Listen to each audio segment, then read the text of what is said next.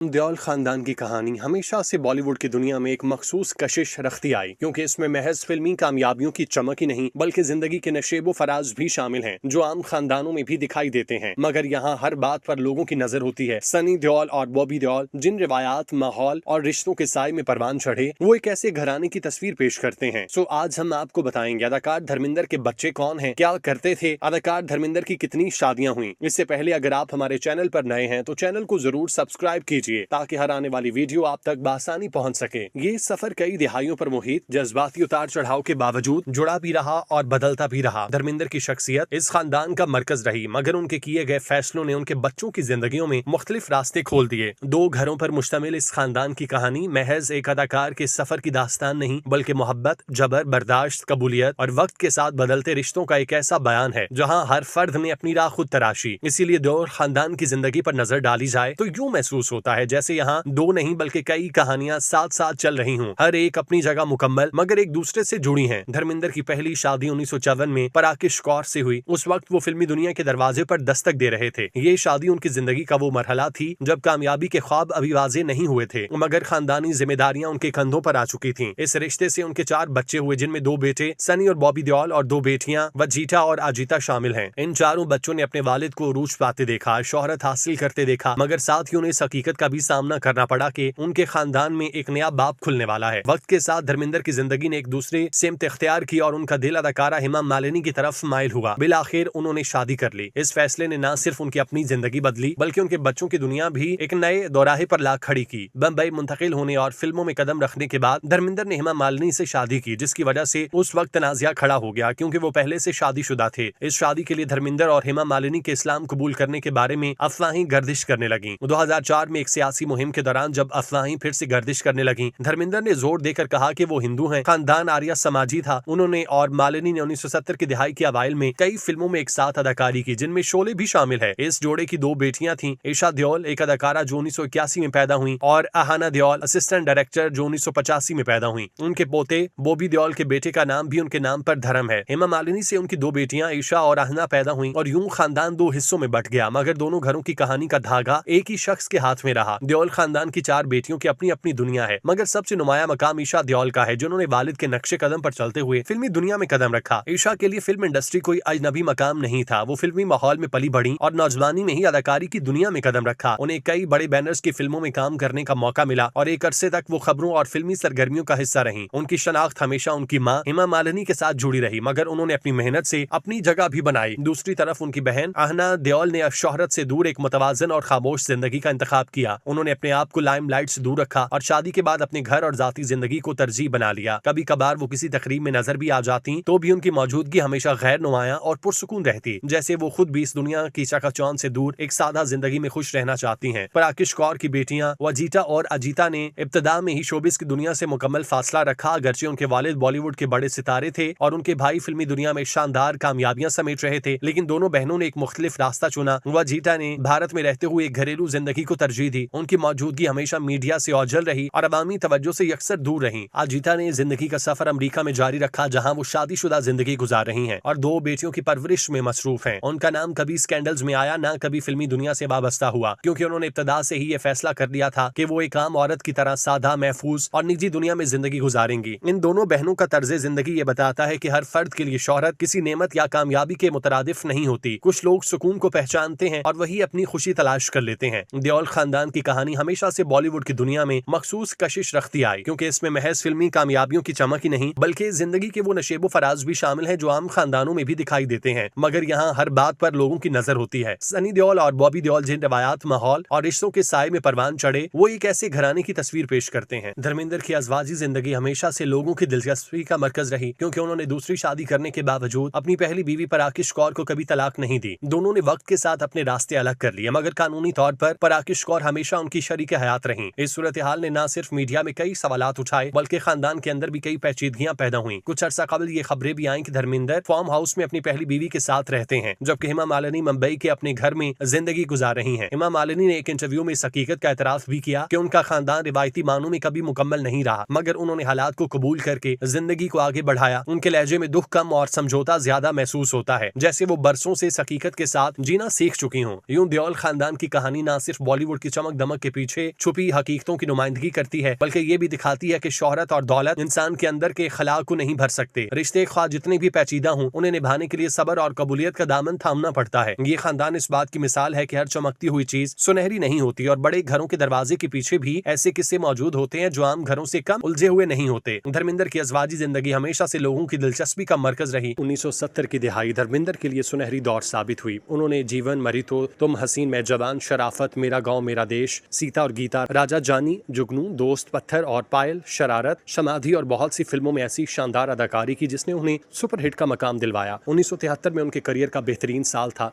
जिसमें लोफर, जुगनू, झील के उस पार, कीमत, जवार भाटा और यादों की बारात जैसी सुपरहिट फिल्में उन्होंने दी। यादों की बारात आज भी हिंदुस्तानी सिनेमा की पहली मसाला फिल्म के तौर पर याद की जाती है। धर्मेंद्र की वजाहत, मजबूत किरदार, एक्शन और दिलकश रोमानवी अंदाज ने उन्हें हर नस्ल का पसंदीदा अदाकार बनाया। 1975 में फिल्म चुपके चुपके ने उनकी कॉमेडी सलाहियत साबित की, जबकि फिल्म शोले ने उन्हें अमर कर दिया। वीरू का किरदार, उनकी सादगी, बेसाख्ता दिलकशी और जज्बाती गहराई ने धर्मेंद्र को हमेशा के लिए हिंदुस्तानी फिल्मी तारीख के सबसे यादगार फनकारों की फहरिस्त में शामिल किया। शोले वो फिल्म थी जिसने सिनेमा घरों में नए रिकॉर्ड कायम किए। उसका तस्करा आज भी बेमिसाल हैसियत रखता है। 1976 और 77 में धर्मेंद्र ने चारास, माँ, धर्मवीर, चचा भतीजा और ड्रीम गर्ल जैसी फिल्मों में अपनी बादशाहत कायम रखी। सोवियत यूनियन में भी उनकी फिल्में रिकॉर्ड बिजनेस किया करती। 1978 के बाद अगरचे फिल्मों की क्वालिटी में उतार चढ़ाव आया, मगर धर्मेंद्र की मकबूलियत में कमी न आई। 1980 की दिहाई में उन्होंने झगड़ालू एक्शन हीरो के तौर पर नई कामयाबियां हासिल की। The Burning Train, Ram Balram, कैथालोन की कातिल, नौकर बीवी का कयामत, गुलामी, बेगाना, लोहा, इंसानियत के दुश्मन, आग ही आग, वतन के रखवाले और इंसाफ की पुकार जैसी फिल्मों ने उनकी मकबूलियत को बरकरार रखा। 1987 में उनके करियर का एक और बड़ा साल था, जिसमें उन्होंने मुसलसल 8 कामयाब फिल्में दी। 1990 की दिहाई के आगाज में नए अदाकारों के आने से उनकी फिल्में कम हिट हुई, मगर उन्होंने अपने मखसूस अंदाज में काम जारी रखा। निकाहबंदी, हमसे ना टकराना, कोहराम और तहलका उनकी आखिरी बड़ी सुपरहिट फिल्मों में शामिल थी। इसके बाद उन्होंने जवान हीरोज के वालिद, सरपरस्त या बुजुर्ग किरदार निभाने शुरू किए। 1997 में उन्हें film fair life time achievement award से नवाजा गया। 1998 के बाद उन्होंने किरदार अदाकारी का नया सफर शुरू किया। प्यार किया तो डरना क्या, लाइफ इन अ मेट्रो, अपने, यमला पगला दीवाना, रॉकी और रानी की प्रेम कहानी और तेरी बातों में ऐसा उलझा जिया जैसी फिल्मों में उन्होंने साबित किया कि उम्र कभी फनकार के फन को कमजोर नहीं करती। 2025 में उनकी आखिरी फिल्म 21 उनकी वफात के बाद रिलीज होगी। धर्मेंद्र की निजी जिंदगी भी फिल्मी दुनिया की तरह भरपूर थी। उनकी पहली शादी 1954 में प्रकाश कौर से हुई, जिससे उनके 4 बच्चे हुए, सनी देओल, बॉबी देओल, वजीता और अजीता। बाद में उन्होंने अदाकारा हेमा मालिनी से शादी की, जिससे उनकी 2 बेटियां आयशा और आहना हैं। धर्मेंद्र एक मोहब्बत करने वाले बाप थे और फैमिली के साथ गहरा ताल्लुक रखते थे। अपनी जिंदगी के आखिरी बरसों में वो लोनावाला के फार्म हाउस में सादगी से रहते थे। 2025 में उनकी सेहत मुतासिर होने लगी। अक्टूबर और नवंबर के दौरान उन्हें कई बार अस्पताल ले जाया गया। 11 नवंबर को उनकी मौत की झूठी खबरें फैल गईं, जिन्हें घर वालों ने मुस्तरद किया। बिलाखिर 24 नवंबर 2025 की सुबह यह अजीम फनकार दुनिया से रुखसत हुआ। इसकी वफात के साथ ही एक ऐसा बाब बंद हुआ जो 6 दिहाइयों तक हिंदुस्तानी सिनेमा की शनाख्त बना रहा। धर्मेंद्र महज अदाकार नहीं थे, वो एक अहद, रिवायत, जबिल्लत और एहसास थे। उनकी शख्सियत में माजी की शराफत, हाल की ताकत और मुस्तकबिल की उम्मीद थी। उनकी फिल्में, उनके किरदार, उनकी आवाज, उनका अंदाज, उनका असर हमेशा जिंदा रहेगा। धर्मेंद्र कभी भुलाए नहीं जाएंगे, क्योंकि वो सिर्फ पर्दे के हीरो नहीं थे, बल्कि हिंदुस्तानी सिनेमा की रूह थे। अदाकार का इंतकाल सिर्फ बॉलीवुड नहीं, पूरी फनकार दुनिया में एक खला छोड़ गया। आप जैसे लेजेंड दिहाइयों बाद जन्म लेते हैं।